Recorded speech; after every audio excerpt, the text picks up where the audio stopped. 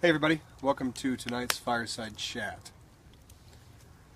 So tonight, I want to talk about the human struggle. About 2 years ago, I went on Free Talk Live, the radio station, and I talked about how Americans have always had to struggle, until recent years. To build this country, we had to fight nature, we had to fight other adversaries. We were constantly fighting. That's what created that American grit, that spirit, that good old-fashioned American swagger. Turns out, when humans fight and struggle, whether it's the elements against each other, struggling to survive, they come out on the other side better and feeling more invigorated than doing nothing. You can ask anyone who's been in combat. You can ask anyone who's gone, say, hiking 20 miles in to go capture a big buck or a ram, kind of, solo bow hunting. Anybody who's been through a serious struggle, even in some cases cancer patients. During chemo, they know everybody on the floor, and they have that sense of community and that struggle. And afterwards, some of them are depressed because they miss that sense of community. The struggle. And think about that. Why do so many soldiers miss combat? Why do we seek these things out? Why do we feel better afterwards? We only see depression and suicide in soldiers when they come back. Usually about 60 to 90 days after they get back, they start getting depressed, or 6 months. And then when they get out of the military, usually about 6 months after that, they hit a wall. We also see a lot of the same thing in rich neighborhoods. And you wouldn't think. But if you live in a small community and you know everybody, and you move to a rich, affluent neighborhood where nobody knows each other, suicide and depression rates skyrocket, so do alcoholism. Same thing on the other side with the reservation effect. Everybody gets paid a minimum basic income, we get the reservation effect, which is the same thing, just in reverse. All of your needs are met. Why do you have to struggle? Now that would seem to be the life, right? The way to live. But what if I told you it's the exact opposite? Once that happens, alcoholism skyrockets, depression, suicide skyrocket. So what is it that defines that human struggle, that fight to exist? And why does our fertility, our depression, fertility plummets, depression skyrockets, and suicide skyrocket? Why is that? We talked before about men need not something to do with, but something to do, or rather something to be. It goes right along with it. So it is that tribes and community factor. Because if you do right by your brother, you're in an instant community. You have instant satisfaction. Not just by helping them, but by knowing them, being around them. We have boroughs in inner cities, we have buildings. When Hurricane Sandy came around, one specific group of tenants in an apartment building had guards because they didn't have any power. They thought, and they were rightfully thinking so, that criminals would come and try and take what's theirs. So they created their own tribe in one apartment building. Everyone knew everybody. So they knew if you weren't supposed to be there. So what comes out of these communities? Yes, they're part of states and part of chiefdoms. But that tribe mentality is what we're lacking. We don't have the community. We don't know our neighbors. We don't know who they are. Like we said before, disposable friendships. I can just pack up and move. Why do I have to make a lasting friend? I don't, right? We're seeing this in real time. This hipster generation is desperately seeking that which we've known but we forgot. And when they keep seeking that out, we call them foolish. We call them names. But why are they seeking it out? The older generations have already known it. They've known craftsmen. They've known their butcher. Especially the baby boomers. And that's why they're content just hanging out. They've already had that community. And they figured it was better if we didn't. Well, we do. And I've also heard that we'd be better if everybody was a cappuccino color.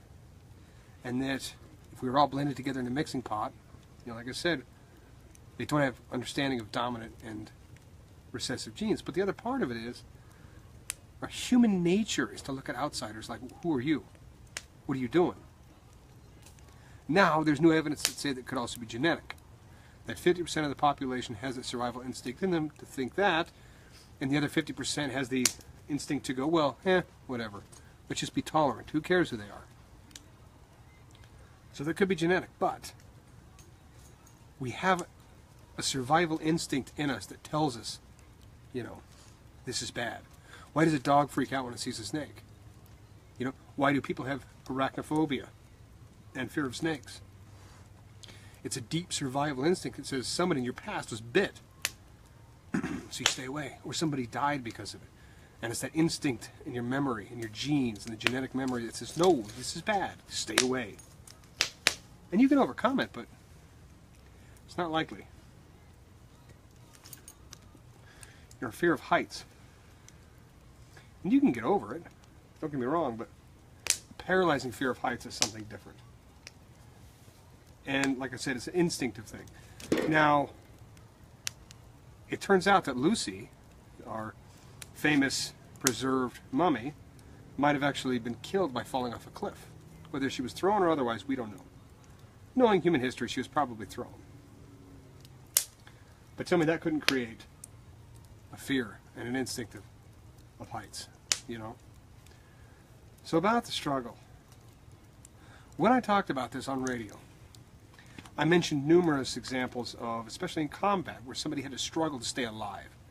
They had these epic, courageous moments that hardly ever exist. Yes, they happen in normal civilian culture, but in battle, that's kind of what you do. So I was asked, why is it always about the military? I said, well, it's not really about the military, is it? And that's where I led into. America's always had to struggle something. We've always had to fight something until recently. Now it seems to just fight corruption in government and the state itself.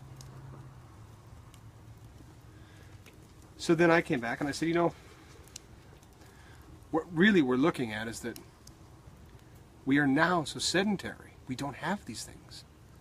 I mean, suicide is an epidemic in the States, so are drugs. Now people are looking for that escapist mentality. They're looking to take their human experience to the next level, but they're not aware of these other things. And they struggle, yeah, don't get me wrong. But it's financially, it's through credit, it's through housing, it's not through the actual physical struggle of going hungry, like really hungry. Not knowing that you can go to a food bank. I mean hungry. Not having to start a fire and be cold. Even some of the smartest men today, what do? They live a life of poverty by choice.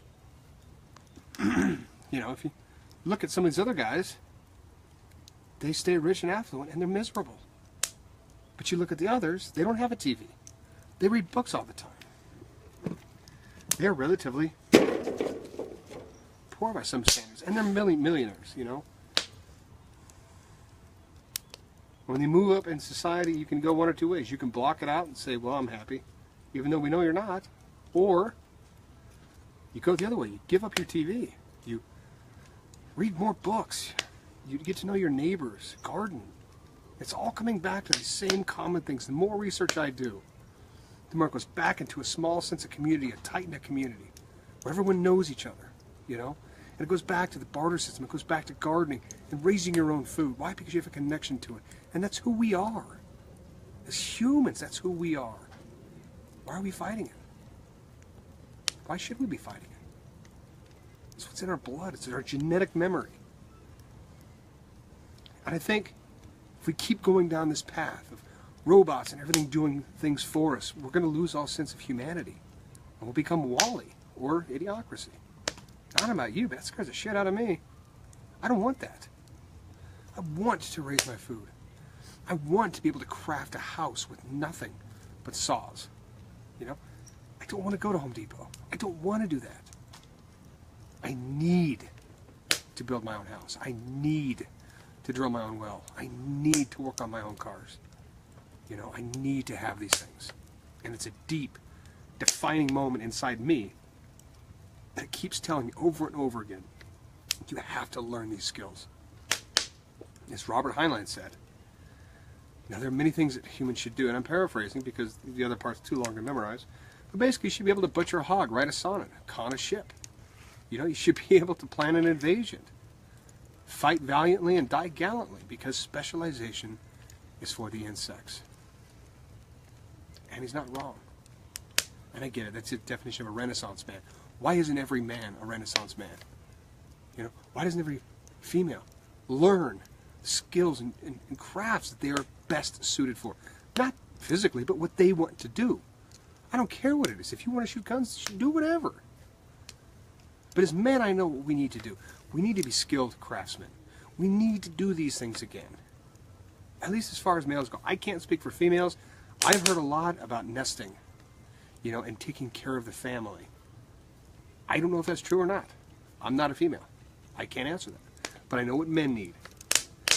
They need to learn 10, 20 different skills and keep them sharp. So that's what we do, isn't it? We grow our own food, we build our own houses. We fight state government to let us do it. We build our own community and protect each other and know each other intimately. We form those social connections that we don't think we can. Because that's who we are. That's who we are as humans. And if we have to, and God forbid, the end of the world as we know it hits the fan, and we have an event like that, we will go back to it. Instantly. But we won't know how to do it. That's what scares me. So we'll be taken over by those that do. It's a harsh reality. But the things that I've outlined so far are the culmination of everything I've tried to learn, because I want to understand the human psyche and who we are. And like I said, it comes back to a tribe set in society. It goes back to growing your own foods and knowing your skill and your craft. And knowing many. So far, it all leads to that. All of it. Not a lone wolf in the woods. Go do it if you want for a while, but you will need that eventually. You'll need some sort of human interaction. So learn that community. Learn how to live with one another, along with growing your own food and mastering crafts. That's where we go. There's nowhere else. So start today. Start right now. Pick up a skill and keep learning. Pick up a new skill after you've mastered that one. Become a man of many hats and a jack of all trades. With that, we'll see you tomorrow.